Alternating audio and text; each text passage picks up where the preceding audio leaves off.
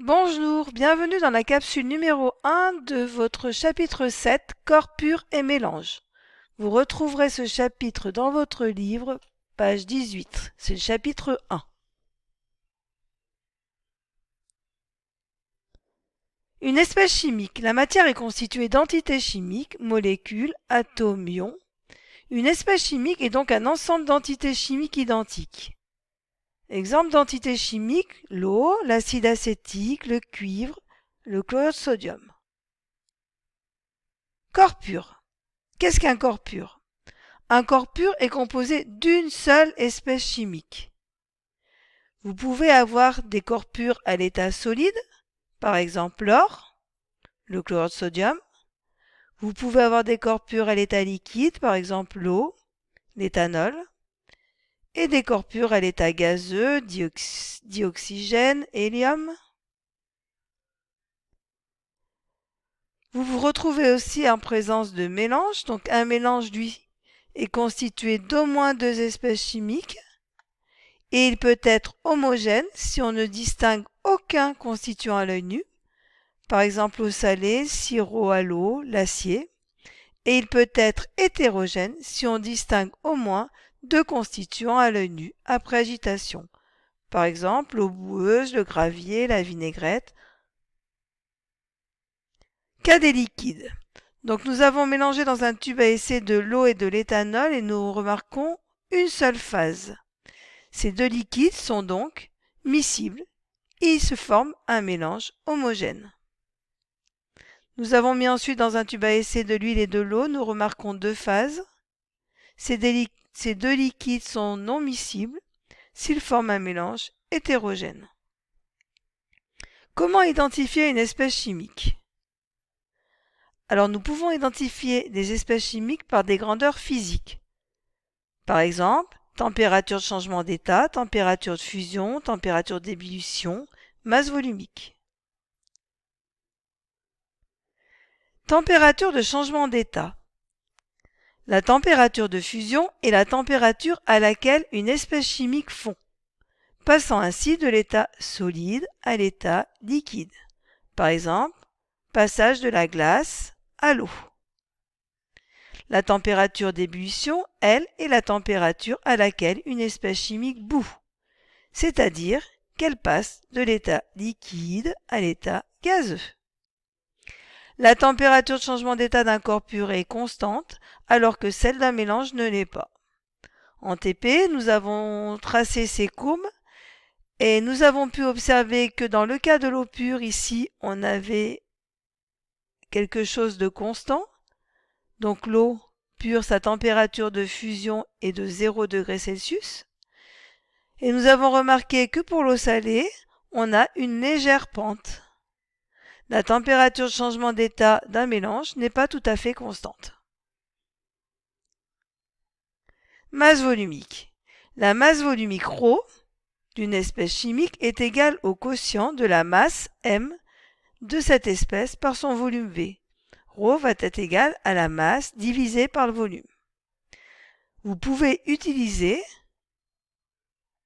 le triangle pour la formule. On verra à la fin de cette diapositive comment l'utiliser. Il faudra faire attention aux unités. La masse, si elle est en kg, le volume en mètres cubes, la masse volumique sera en kg par mètre cube. Si la masse est en grammes, le volume en litres, la masse volumique sera en grammes par litre. Si la masse est en grammes, le volume en centimètres cubes, la masse volumique sera en grammes par centimètre cube. Le triangle.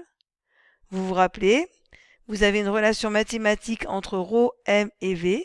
Si vous cherchez m, vous cachez m, et donc la formule pour trouver m est m égale ρ fois v.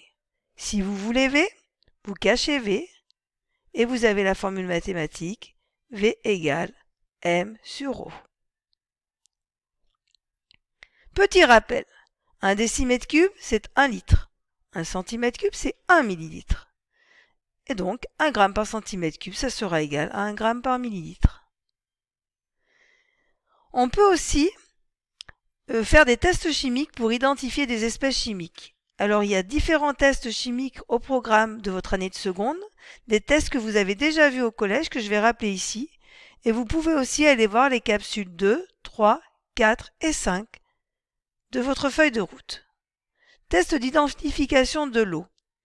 Si nous mettons du sulfate de cuivre anhydre incolore en présence d'eau, nous voyons que le sulfate de cuivre anhydre incolore devient bleu en présence d'eau. Test d'identification du dioxyde de carbone. Si nous mettons du dioxyde de carbone en présence d'eau de chaux, limpide, incolore, nous observons un précipité blanc, un trouble. Test d'identification du dioxygène. Si nous mettons une bûchette incandescente à l'entrée d'un flacon de dioxygène, nous observons que la bûchette se rallume. On observe une flamme vive. Test d'identification du dihydrogène. Si nous présentons une allumette à la sortie d'un tube à essai qui contient du dihydrogène, nous attendons un bruit caractéristique, pouf, le cri du chien. Pour résumer, nous avons quelques tests chimiques à retenir. Pour l'eau, le détecteur de l'eau sera le sulfate de cuivre anhydre. Il est blanc et devient bleu en présence d'eau. Pour dioxyde de carbone, le détecteur sera l'eau de chaux qui se trouble en présence de CO2. Pour le dioxygène, le détecteur est une bûchette incandescente qui se rallume vivement en présence de dioxygène. Pour le dihydrogène, c'est une allumette enflammée qui produit une détonation caractéristique, pouf, appelée cri du chien. Autre méthode pour caractériser une espèce chimique, la chromatographie sur couche mince. Alors elle permet de séparer et d'identifier les espèces chimiques présentes dans un mélange homogène. Vous avez ça dans votre TP. Donc des espèces chimiques migrent à des vitesses différentes suivant leur affinité pour la phase mobile et la phase stationnaire. La plaque obtenue après élution et révélation s'appelle un chromatogramme. Voilà, ça c'est ce que vous avez fait en TP. Donc la cuve à chromatographie, un couvercle, une ligne de dépôt qui est toujours située à 1 cm, ici du bord à peu près, et qui ne trempe pas dans l'éluant. Sur cette ligne de dépôt, nous avons placé en TP des colorants jaune, bleu, vert, et nous avons observé les taches. Ces taches-là, le bleu, le jaune, ne migrent pas toutes à la même hauteur. Et nous remarquons que les deux bleus migrent à la même hauteur, que les deux jaunes migrent à la même hauteur. Le colorant jaune est une espèce chimique pure, car il y a une seule tache pour le jaune. Le bleu est une espèce chimique pure, car il y a une seule tache pour le bleu. Le vert n'est pas une espèce chimique pure, car le vert est constitué de bleu et de jaune. Le vert est donc un mélange. Composition d'un mélange. Donc un mélange précise les proportions en volume et en masse de chaque espèce chimique pure dans les mêmes conditions de température et de pression. Alors on va parler de proportion en masse. Donc pour une espèce chimique A, c'est la masse de l'espèce chimique A sur la masse du mélange. Et on va parler de proportion en volume pour une espèce chimique A, c'est le volume de l'espèce chimique A sur le volume du mélange. Lorsque les résultats sont exprimés en pourcentage, ces rapports sont nommés respectivement pourcentage massique et pourcentage volumique. Nous avons vu en activité que l'air, lui, est constitué en volume à environ 78% d'azote, 21% de dioxygène et 1% d'autres gaz, et que la masse volumique de l'air vaut environ 1,3 g par litre. Voilà, la capsule du chapitre 7 est terminée. À bientôt!